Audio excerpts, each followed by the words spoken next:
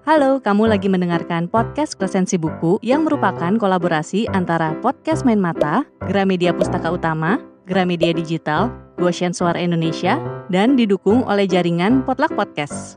Selamat mendengarkan! Pernah nggak sih tersirat di pikiran kalian untuk tinggal sendiri di desa yang tak berpenghuni? Atau pernah nggak kalian membayangkan seperti apa sih hidup di zona terlarang?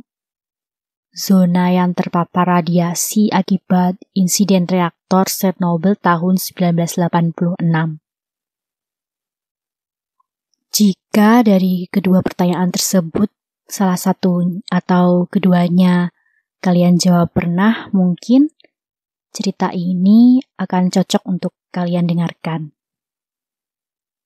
Hai semuanya, perkenalkan namaku Alia. Aku akan mengajak kalian untuk mengikuti kisah Babadunya, seorang wanita tua yang tak peduli dengan peringatan pemerintah mengenai tingkat radiasi di Desa Cernowo, tempat tinggalnya dulu yang terletak tak jauh dari Chernobyl. Ia memilih untuk kembali pulang dan tinggal di kampung halaman yang sangat dicintainya itu.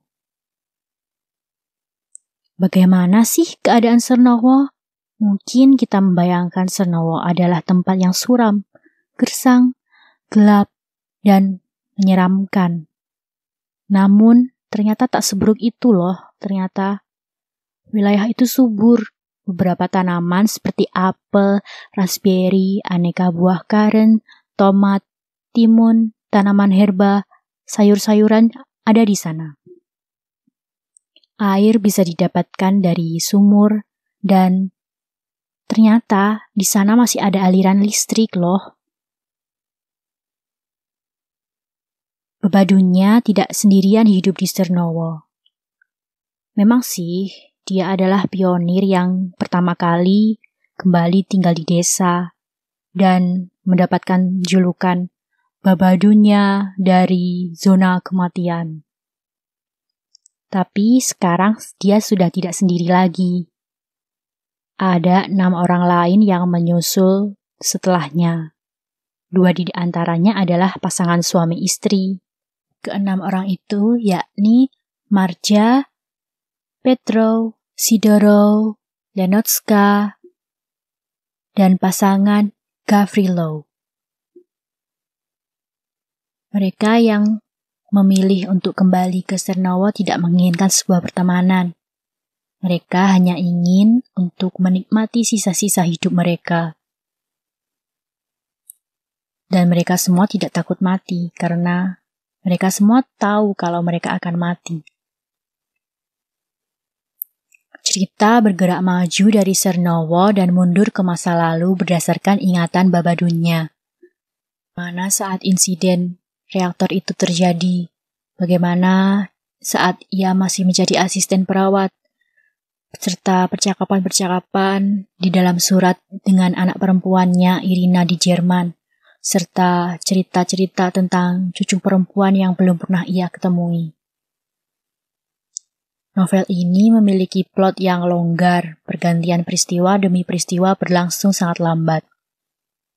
Bagian awal sampai ke tengah-tengah novel masih seputar tentang kehidupan Babadunya serta deskripsi dari kebiasaan para penduduk di Cernowo lainnya. Hingga suatu hari datang pria asing yang tak diketahui namanya membawa seorang anak perempuan. Tak berselang lama dari kedatangan pria asing tersebut, pada malam harinya terjadi sebuah tragedi yang mengerikan. Sebuah tragedi yang mengharuskan para penduduk Cernowo meninggalkan desa tersebut untuk beberapa waktu. Kira-kira apa sih tragedi yang terjadi? Apa yang terjadi pada malam itu? Dan siapa yang menyuruh mereka untuk pergi meninggalkan desa? Bagaimana? Apakah kalian penasaran apa yang sebenarnya terjadi? Apakah kalian penasaran Akankah Babadunya dan penduduk desa bisa kembali ke desa Sernowo lagi? Selengkapnya kalian bisa membaca novel ini yang berjudul Cinta Terakhir Babadunya, karya penulis kelahiran Rusia Alina Bronsky, yang dalam bahasa Jerman Babadunjas letzte Liebe.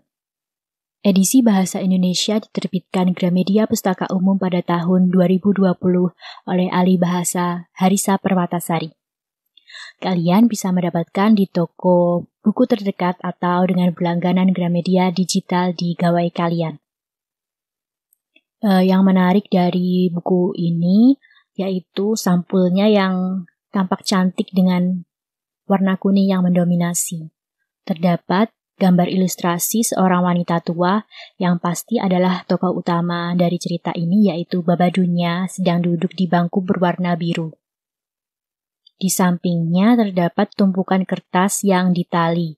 Kemungkinan itu adalah tumpukan surat dari anaknya yang selama ini ia kumpulkan. Tak jauh dari tempatnya duduk, ada ayam jantan yang dalam cerita diketahui bernama Konstantin. Dengan objek tambahan berupa pohon-pohon berwarna hijau di latar belakangnya, seakan memberikan gambaran tentang desa Sernowo yang subur. Menyenangkan sekali membaca novel ini. Aku pribadi sangat menyukainya, karena setiap lembarnya membuatku penasaran apa yang akan dilakukan Babadunya. Sangat tidak dapat diprediksi, sosok yang keras kepala dan tangguh walaupun usianya yang sudah sangat tua. Di suratnya dia bilang, meskipun usiaku sudah tidak 82 tahun lagi.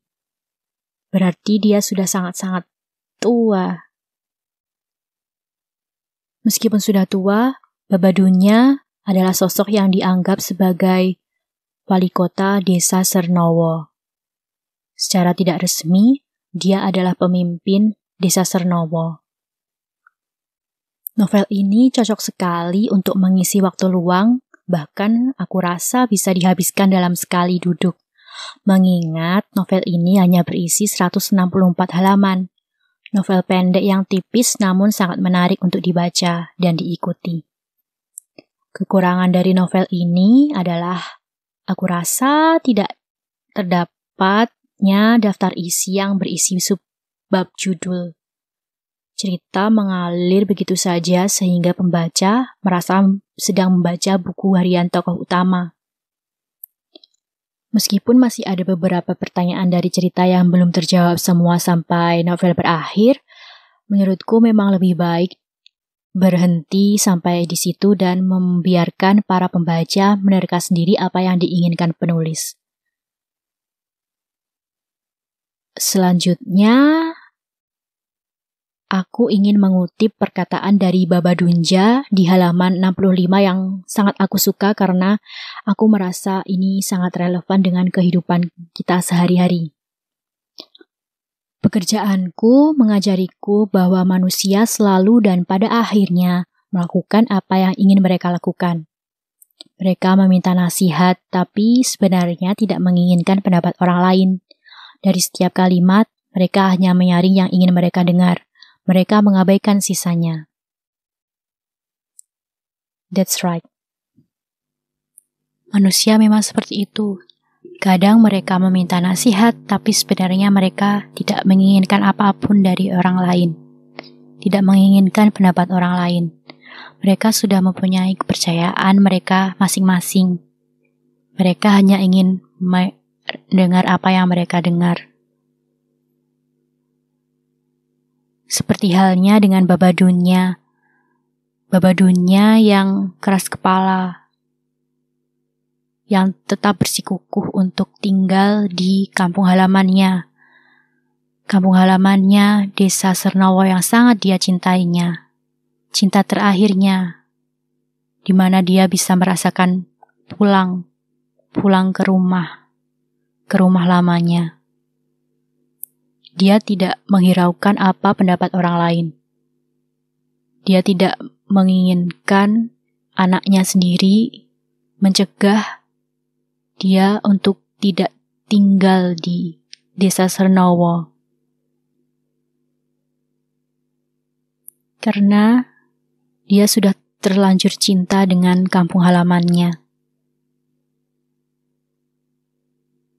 Novel Cinta Terakhir Babadunya ini membuatku berpikir tentang kehidupan yang sederhana, hidup dengan cukup, dengan yang sudah ada, tentang memaknai hari tua, beranjak dewasa, hubungan dengan sesama manusia. Pokoknya, aku sangat menyukai novel ini.